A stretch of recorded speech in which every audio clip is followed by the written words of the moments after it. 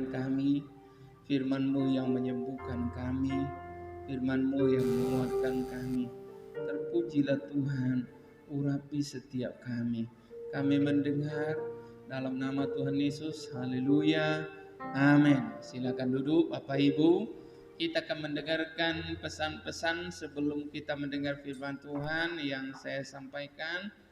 Pesan-pesan dari gembala kita akan dengarkan. Menghadapi melimpahnya informasi begitu banyak, begitu luar biasa, maka gembala kita punya inisiatif untuk mendampingi, menyertai, membimbing Bapak Ibu dan kita sekalian untuk tetap di dalam Dia. Yuk kita dengarkan sama-sama.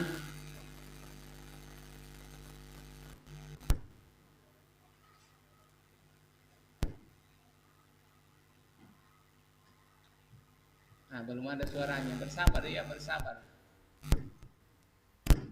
Memang begini kalau teknologi biasa, ada yang error, ada yang tidak. Kita bersabar ya. Oke, kita bersabar, kita menunggu suaranya.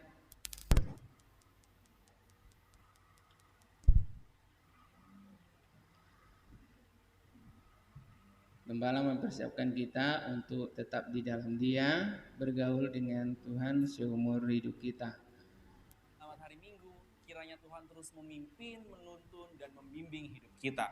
Akhir-akhir ini banyak pembicaraan mengenai nabi palsu. Beberapa orang beranggapan apabila hamba Tuhan atau pendeta berdoa dan bernubuat, lalu apa yang dia katakan belum terjadi, maka hamba Tuhan atau pendeta tersebut dianggap sebagai nabi palsu. Hal ini pernah menjadi perbincangan di awal pandemi bahkan sampai hari ini. Itulah sebabnya edisi Voice of Pentecost kali ini akan membahas mengenai kenabian yang sejati untuk meluruskan pandangan-pandangan dan pembahasan mengenai nabi palsu dan hukuman mati bagi nabi palsu. Di dalam Ulangan 18 ayat 20 sampai 22 dikatakan seorang nabi palsu layak mendapatkan hukuman mati karena dua alasan. Yang pertama, mengucapkan demi nama Tuhan perkataan yang tidak Tuhan perintahkan. Yang kedua, berkata-kata demi nama Allah lain. Arti yang kedua ini sangat jelas, yaitu secara jelas menggunakan nama Allah lain. Namun, perihal alasan yang pertama, apakah tandanya seseorang mengucapkan demi nama Tuhan sesuatu yang tidak Tuhan perintahkan? Bagaimanakah mengukur perkataan tersebut terjadi atau tidak?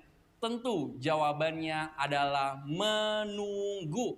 Sekali lagi, apakah tandanya seseorang mengucapkan demi nama Tuhan sesuatu yang tidak Tuhan perintahkan? Bagaimanakah mengukur perkataan tersebut terjadi atau tidak? Jawabannya hanya menunggu. Bisa cepat, lama, atau sangat lama. Seperti halnya mengenai hari penghakiman. Maka dari itu, terjadi atau belum terjadinya suatu nubuatan bukanlah aturan kaku dan kriteria utama untuk menentukan kenabian yang sejati. Melainkan ada beberapa kriteria lain yang lebih komprehensif atau lengkap. Pertama, kesesuaian dengan nabi lain dan firman Tuhan secara keseluruhan. Kedua, berasal dari Tuhan walau sesuai dengan kehendak pribadi sang nabi itu sendiri. Ketiga, membawa umat ke dalam rencana Allah. Keempat, tidak mencuri kemuliaan Tuhan. Kelima, karakter nabi yang sesuai dengan karakter Allah. Kriteria ini lebih tepat untuk melihat kenabian yang sejati. Lalu pertanyaan berikutnya, bagaimana dengan hukuman mati bagi nabi palsu dengan cara melemparinya dengan batu? Rasanya hal ini sudah tidak lagi relevan. Karena ini berarti pezina, penyembah berhala, pelanggaran yang tidak dapat diampuni juga harus dihukum mati dengan dilempari batu. Tercatat ada 36 pelanggaran dalam hukum Taurat yang layak mendapatkan hukuman mati. Secara teologis, bagi orang percaya, hukum Taurat yang bersifat hukum sipil dan seremonial sudah digenapi. Karena apa? Karena sudah digenapi oleh Tuhan Yesus. Masih ingat bagaimana Tuhan Yesus tidak menghukum seorang pezina? Hukum Taurat salah satunya kini digunakan sebagai panduan moral hidup orang percaya.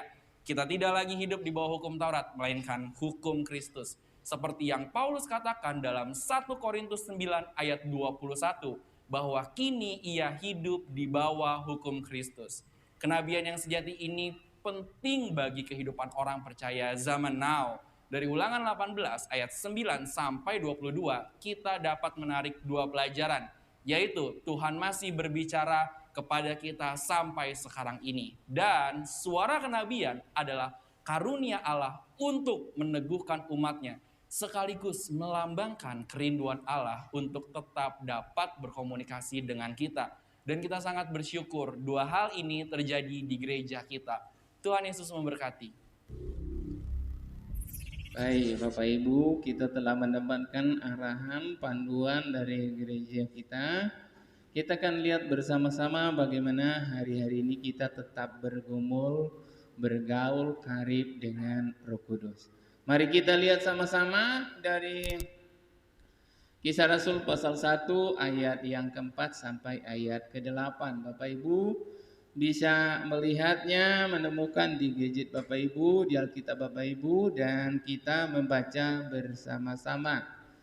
Kita akan lihat bagaimana hari-hari ini kita sangat penting hidup terus bersekutu dengan Roh Kudus. Perhatikan firman Tuhan, kita lihat sama-sama, kita baca, Bapak Ibu sudah temukan, kita baca. Pada suatu hari ketika mereka makan bersama-sama dengan mereka, ia melarang mereka meninggalkan Yerusalem dan menyuruh mereka tinggal di situ menantikan janji Bapa. Yang demikian katanya, telah kamu dengar daripadaku, sebab Yohanes membaptis dengan air, tetapi tidak lama lagi kamu akan dibaptis oleh Roh Kudus. Maka bertanyalah mereka yang berkumpul di situ, maukah engkau memulihkan kerajaan bangsa Israel? Jawabnya, engkau tidak perlu tahu masa dan waktu yang ditetapkan Bapa sendiri menurut kuasanya. Tetapi kamu akan menerima kuasa kalau Roh Kudus turun ke atas kamu, dan kamu akan menjadi saksiku di Yerusalem, di Yudea dan Samaria, dan sampai ke ujung bumi. Bapak Ibu yang dikasihi oleh Tuhan, ini pesan daripada Yesus sendiri bahwa jangan tinggalkan Yerusalem sebelum menerima kepenuhan daripada Roh Kudus. Kita sama-sama lihat di sini adalah ia melarang mereka meninggalkan Yerusalem. Kenapa dilarang? Kenapa diperintahkan? Jangan dulu. Ini ada hal-hal, walaupun murid-murid pada waktu kebangkitan Yesus telah menerima Roh Kudus, waktu itu dihembusi oleh Yesus dan mereka penuh Roh Kudus. Tapi sebelum dia naik ke surga, sebelum terangkat ke surga, Yesus melarang mereka. Yesus melarang mereka, jangan pergi dulu. Nah, kita akan lihat, Tuhan jangan pergi dulu. Nah, kita akan lihat nanti, kita akan temukan kenapa kok Tuhan suruh jangan pergi dulu. Sebab itu penuh Roh Kudus dulu. Kita lihat di sini, baptisan itu berasal dari kata bapto, artinya ditenggelamkan ke dalam air dan ditarik kembali. Artinya kita telah dipersatukan dengan Kristus pada waktu kita dibaptis. Bila saudara percaya Yesus, langkah selanjutnya adalah saudara wajib dibaptis dengan air. Katakan amin. Jadi ketika kita dibaptis, air ditenggelamkan, mendapat bagian dalam kematian Yesus Kristus di dalam air itu. Tapi tidak boleh lama-lama saudara. Harus sebentar doang diangkat. Nanti kalau lama-lama nanti langsung ketemu Tuhan. Kalau lama ditenggelamkan nanti langsung ketemu Tuhan. Ketemu Tuhan di mana? Nah, kita lihat di sini, ketika kita diangkat, dinaikkan dari air, saudara telah mendapat kebahagiaan dalam kebangkitan Yesus Kristus, dalam tubuh yang baru, perilaku yang baru, hidup yang baru. Selanjutnya kita lihat adalah saudara ikut dikuburkan dengan kematian Yesus Kristus. Ketika saudara ditarik ke atas, berarti saudara menjadi satu dengan kebangkitan Yesus Kristus. Jadi yang sudah dibaptis, Anda sudah menyatu dengan kebangkitan Yesus Kristus. Jadi dalam diri Anda, saudara, tidak ada lagi bau kematian. Katakan amin. Tidak ada lagi busuk, tidak lagi yang jahat, tidak ada lagi yang lama. Jadi saudara sudah dihidupkan kembali dalam hidup yang telah dibaharui, yang mematikan dosa yang membuat busuk, membuat jahat, telah dikubur. Dan saudara, saya, Anda, kita sekalian sudah hidup di dalam hidup yang baru, manusia baru. Nah, walaupun kita sudah hidup dalam manusia baru, kenapa Yesus kok masih larang? Bukan karena pandemi COVID ini, saudara, enggak. Tapi kita perhatikan nanti sama-sama di sini, saya akan uraikan Bapak Ibu dengan perlahan-lahan dan melihat, oh, ternyata begini hidup. Kita lihat di sini, tetapi dia juga mengatakan kamu akan dibaptis dengan Roh Kudus. Sesudah kita dibaptis dengan air, kita akan dibaptis Roh Kudus. Dibaptis dengan Roh Kudus. Apa itu Roh Kudus? Rohnya Tuhan sendiri, hidupnya, dirinya sendiri yang berbentuk tidak kelihatan. Yang berbentuk tidak kelihatan. Shalom. Bisa dipaham sampai di sini? Sesuatu bentuk, ada bentuknya tapi tidak kelihatan. Saudara bisa melihat angin kah? Tapi ada angin kah? Ada udara? Nah, satu bentuk yang tidak dapat kelihatan. Maka kita lihat di sini Roh Kudus, yaitu roh yang ada tapi tidak kelihatan. Yang artinya Roh Kudus menguasai hidup kita. Tujuannya supaya kita menjadi saksi. Kalau Roh Kudus menguasai kita, tujuannya adalah supaya kita menjadi saksi. Kita tidak bisa menjadi saksi yang akurat atau efektif kalau kita tidak dipenuhi dengan Roh Kudus. Amin. Kita tidak bisa maksimal. Bolak-balik jatuh dalam dosa kalau tidak dipenuhi dengan Roh Kudus. Sebab itu banyak orang di posisi ini bolak-balik itu terus diurusin. Jatuh dalam dosa.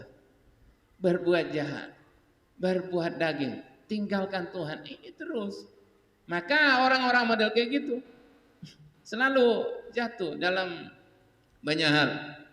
Selalu gagal dalam banyak hal. Tidak efektif, tidak maksimal dalam segala hal. Jadi ini penting. Saudara, perhatikan baik-baik. Kalau saudara mulai tidak efektif dalam mencari Tuhan dalam segala hal, di sini saudara belum penuh Roh Kudus. Shalom. Shalom. Ya, di sini saudara belum penuh Roh Kudus, walaupun pernah menerima Roh Kudus. Pernah, waktu percaya Yesus adalah Tuhan dan Juru Selamat, di situ penuh percaya dan menerima Roh Kudus. Nah, kita lihat di sini, itu sebabnya Yesus menyuruh murid-murid menunggu janji Bapa supaya kamu dipenuhi Roh Kudus lebih dahulu. Itu sebabnya dipenuhi Roh Kudus lebih dahulu. Dia suruh murid-muridnya pergi, tapi jangan dulu pergi sebelum penuh Roh Kudus. Kita lihat sama-sama di Markus pasal 16 ayat 15 dan 16. Kita baca sama-sama, ini penting, sangat penting untuk mengarahkan saya dan saudara. Markus pasal 16 ayat 15 dan 16. Kita lihat sama-sama, ini sangat penting Bapak Ibu. Lalu ia berkata kepada mereka, pergilah ke seluruh dunia, beritakanlah Injil ke segala makhluk. Siapa yang percaya dan dibaptis akan diselamatkan, tetapi siapa yang tidak percaya akan dihukum. Kita lihat di sini kata dunia ini memakai kata kosmos. Kosmos ini adalah bukan lokasi yang saudara harus pergi-pergi atau pergi jauh-jauh, bukan, saudara. Kosmos ini lebih kepada berbicara kepada tatanan sosial, lebih kepada apa yang dekat dengan saudara. Contohnya adalah ada yang ada di marketplace, di entrepreneurship, di perdagangan. Maka Yesus suruh pergi ke situ, beritakan Injil bagi pedagang-pedagang, bagi importir, bagi pengusaha dan lain sebagainya. Dia suruh ke situ. Tapi Yesus katakan kamu tidak akan maksimal dalam hal memberitakan itu kalau kamu tidak penuh Roh Kudus. Dia akan gagal di situ, tidak efektif. Ya bagimanalah kalau tidak efektif? Ya contohlah, kalau sekarang sudah zamannya WA, kemudian Bapak Ibu masih ada yang menulis surat, mengirim surat ke kampung. Masih efektif enggak kalau menulis surat dan kirim lewat pos atau JNE? Masih efektif? Hah? Enggak, saudara. Ngapain? Tunggu seminggu. Kalau WA begitu klik, nyampe. Nah, kita lihat di sini, Yesus mau katakan kepada kita, satu waktu nanti, inilah waktunya. Kamu tidak akan efektif kalau tidak penuh Roh Kudus. Maka kita lihat di sini, tidak maksimal. Maka penting di sini adalah Anda disuruh pergi ke satu dunia, ke situ yang ada di dunia pendidikan, ke situlah. Di sekolah, beritakan Injil di sekolah, ya. Atau ada pertemuan-pertemuan, kursus lainnya, beritakan Injil di situ. Tapi harus ingat, harus penuh Roh Kudus dulu. Tanda orang penuh Roh Kudus adalah berbahasa roh. Tanda awal. Nah, kita melihat orang ini akan ciri-ciri maksimal. Nah, kalau dia sebagai pekerja, dia akan maksimal. Kenapa dia tidak maksimal? Kenapa dia gagal? Jatuh bangun terus, tidak ada Roh Kudus dalam hidupnya. Aturannya ditambahkan dari hal kecil, naik lagi. Itu. Tapi kenapa kok susah, kelihatannya susah terus, susah naik-naiknya. Naik level itu susah luar biasa. Kenapa? Belajar sih belajar, tapi kok bodoh terus. Kerja kok, nggak maksimal. Kenapa? Tidak ada Roh Kudus, tidak dipenuhi dengan Roh Kudus. Hanya ketika dia butuh, baru dia datang. Tidak menjadikan Roh Kudus itu pengendali tunggal dalam hidupnya. Maka mulai hari ini, periksa baik-baik. Shalom.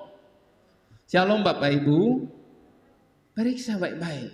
Kalau engkau tidak efektif, kalau engkau tidak maksimal, mulai hari ini, rindukan Tuhan. Penuhkan saya dengan Roh Kudus. Biar Tuhan baptis saya dengan Roh Kudus. Urapi saya dengan Roh Kudus. Amin. Amin. Yang bodoh jadi pintar. Yang lemah jadi kuat. Haleluya. Yang sakit jadi sembuh. Yang tidak efektif jadi maksimal. Mulai hari ini. Jangan tunggu-tunggu. Jangan lihat kiri kanan. Enggak bisa. Hidup kita ini dikendalikan oleh diri kita sendiri. Tidak bisa dipengaruhi orang lain. Kalau kita memilih begitu, ya hasilkan aja begitu. Saya mau dan Tuhan mau saudara naik level. Katakan amin. Siapa yang mau diberkati lebih dari hari-hari yang lalu? Siapa yang mau diberkati lebih dari hari-hari yang lalu? Siapa yang mau lebih baik dari hari-hari yang lalu? Saya percaya itu saudara mau. Lakukan sesuatu terobosan dalam hidupmu, yaitu penuh dengan Roh Kudus. Jangan bilang, oh saya sudah bekerja. Tidak perlu lagi tuh, doa saya sudah dijawab, cukup. Apalah artinya kalau semuanya ada tapi rusak? Katakan amin. Katakan haleluya. Bapak Ibu lihat satu unit AC di dalam ruangan ini. Apa artinya itu? Nempel di sebelah kiri saudara. Dan tidak bagus, tidak baik.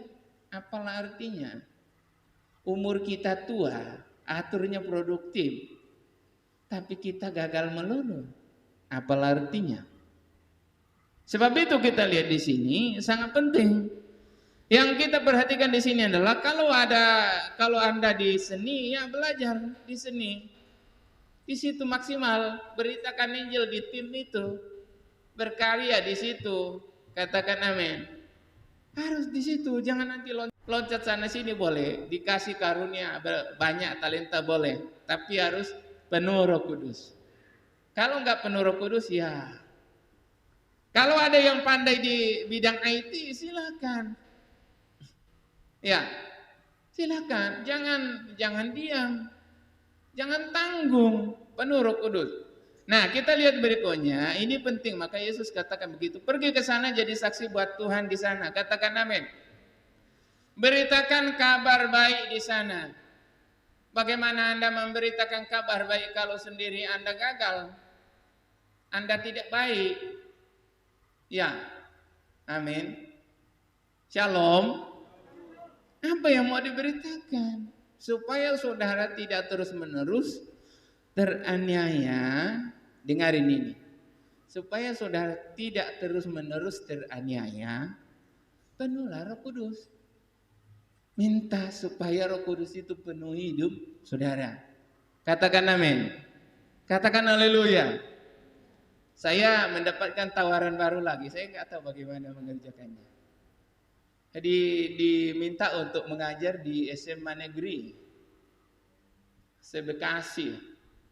Saya mikir-mikir dulu. Gimana?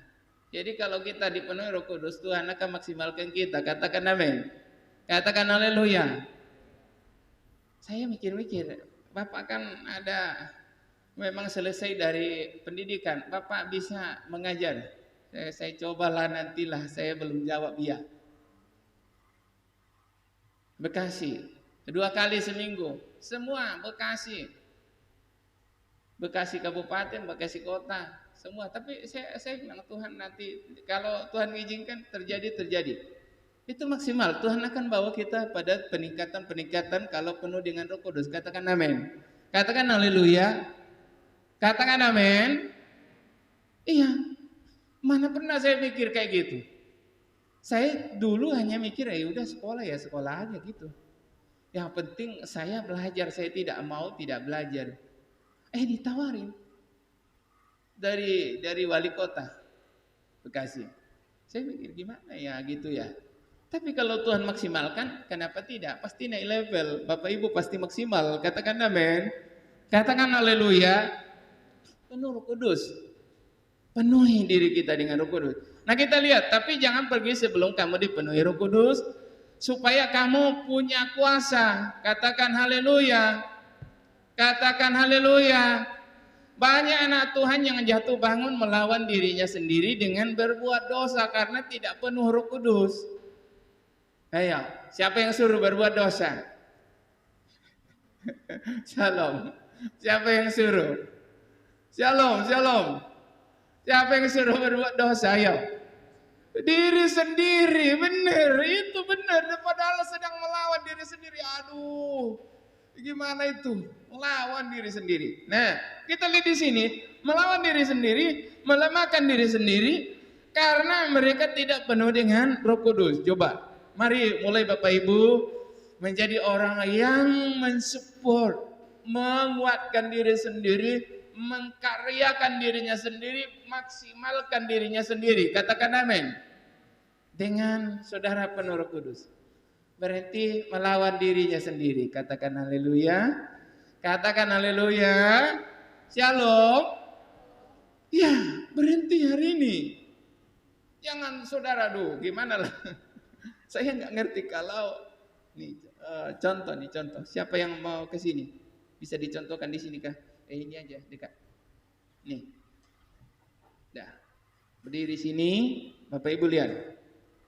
Ini melawan dirinya sendiri.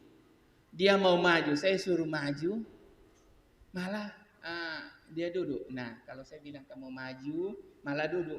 Simon, jalan. Kamu duduk. Duduk, malah duduk. Berdiri lagi. Simon, jalan. Nah, suruh jalan kok. Maju, Mon. Duduk lagi. Itu. Ayo, oke. Kita bisa lihat bahwa bukan tidak ada peluang, ya amin. Bukannya Tuhan tidak mau tolong, bukannya Tuhan tidak persiapkan di depan itu, berhasil mencapainya, tapi dia sendiri melawan dirinya untuk mencapainya. Apa tadi? Duduk. Itulah berbuat dosa. Tuhan sudah arahkan, tapi melawan diri sendiri. Kenapa dia bisa melawan diri sendiri? Roh Kudus tidak penuhi hidupnya. Dia pengendali hidupnya. Dia yang mengendalikan, mengatur hidupnya. Nah, kita lihat. Saudara, kita teruskan adalah, saudara, saya percaya saudara pengen diberkati lebih lagi. Katakan amin. Katakan haleluya. Siapa yang sangat pengen diberkati lebih? Siapa yang sangat pengen diberkati lebih? Saya juga mau, saudara. Saya juga mau. Saya bilang sama ketua sekolah, ketua, bolehkah saya menawarkan diri nantinya kalau saya mengajar dan tinggalkan kantor? Ketua bilang, ketua sekolah itu dia bilang, itu kita harus rapat dulu Pak Matius. Karena ada aturan-aturannya. Saya bilang, oke, itu mantap. Nah, kita lihat di sini, ya. Terus kita lihat di sini, pastikan bahwa sesudah di Yohanes pasal 20 ayat 22 kita lihat sama-sama. Yohanes pasal 20 ayat 22 kita buka sama-sama ya. Ini saudara, saya rindu sekali saudara berhenti tidak maksimal, berhenti tidak maju-maju, harus maju. Ayat 22 kita baca sama-sama. Yang sudah ketemu kita baca dengan suara dan kita mendengar suara kita sendiri. 1, 2, 3. Dan sesudah itu ya,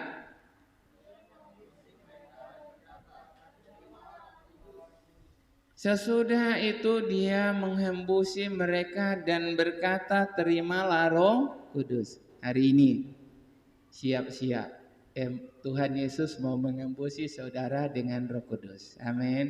Hari ini, tidak besok. Sekarang saya perdengarkan suara Yesus yang diulang. Ini, terimalah Roh Kudus. Terimalah Roh Kudus. Terima dengan iman. Amin. Gitu, langsung respon amin. Ya. Dan itu terjadi dalam hidup saudara dan saya. Kita lihat di sini. Sama seperti Bapa mengutus aku, demikian juga aku mengutus kamu. Nah, kalau sudah ada surat kuasa kepada saudara, kepada instansi manapun, surat kuasa dari Yesus itu laku. Surat kuasa dari Tuhan di atas tuannya, penguasa bumi itu laku. Katakan amin. Pasti manjur. Maka kita bisa nyanyi begini. Waktu kita mau praktekkan dengan iman, dia buka jalan saat tiada. Yuk kita nyanyi sama-sama. Kita cari kunci bareng-bareng. Kita nyanyi, praktekkan itu dan terima itu dalam hidupmu. Dia buka jalan saat tiada jalan, dengan cara yang ajaib dibukanya jalanku. Dia menuntunku dan memeluk diriku dengan kasih dan kuasanya. Dia buka jalan, dia buka jalan. Sekali lagi sama-sama dengan iman katakan, dia buka jalan saat tiada jalan, dengan cara yang ajaib dibukanya jalanku. Dia menuntunku dan memeluk diriku dengan kasih dan kuasanya. Dibuka jalan, dia buka jalan. Ya, saya rindu saudara merindukan hal ini terjadi dalam hidup Bapak Ibu.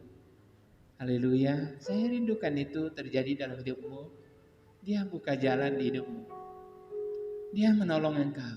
Dia menyertai engkau. Dia memberkati engkau. Dia memulihkan engkau. Maka kita lihat di sini adalah mereka sudah menerima Roh Kudus sebelum Yesus mengatakan jangan pergi dulu, walaupun sudah penuh Roh Kudus jangan pergi. Tunggu sampai Roh Kudus turun ke atas kamu. Berarti ada dua event, ada dua kegiatan yang berbeda. Di sini kita lihat bahwa murid-murid dilahirkan kembali dalam Roh. Maukah saudara dilahirkan kembali dalam Roh? Ya, lakukan itu dan rindukan itu supaya saudara semakin melihat potensi besar itu, berkaryanya Tuhan itu, berkembangnya segala ide, segala berkat Tuhan pun berlipat-lipat dalam hidup saudara. Saya percaya tidak ada yang tidak mau diberkati Tuhan.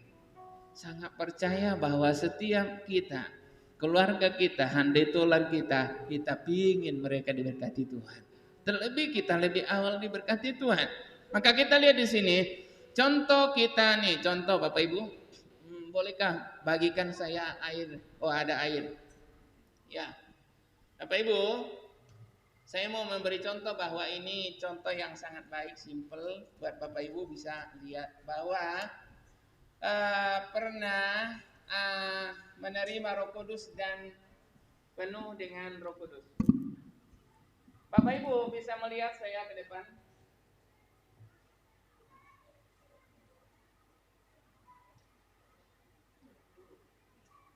Sekalian haus.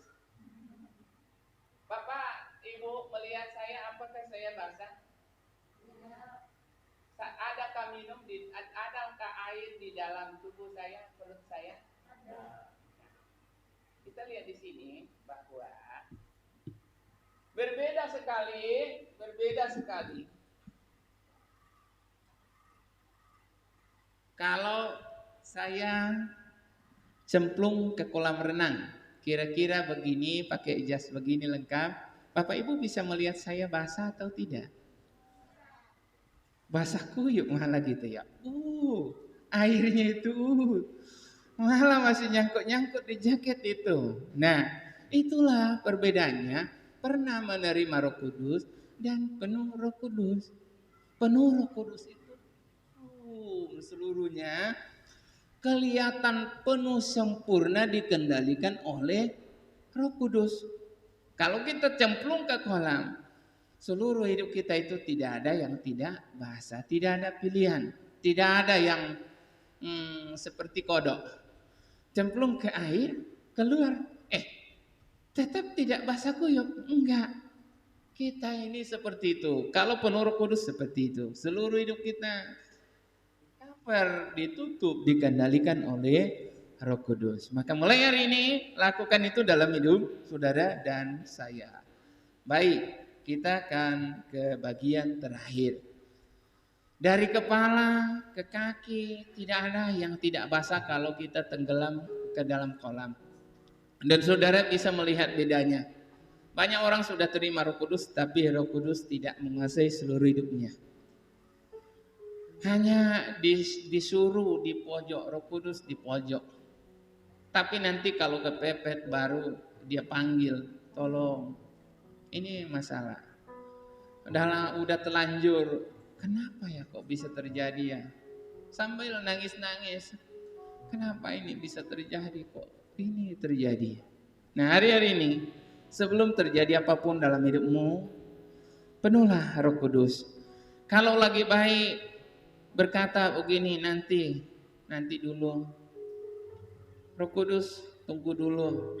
Nanti kalau udah terlanjur kenapa-napa gitu. Saya nggak tahu deh kenapa-napa gitu. Baru dia bilang begini, baru dia panggil Roh Kudus. Di mana nih?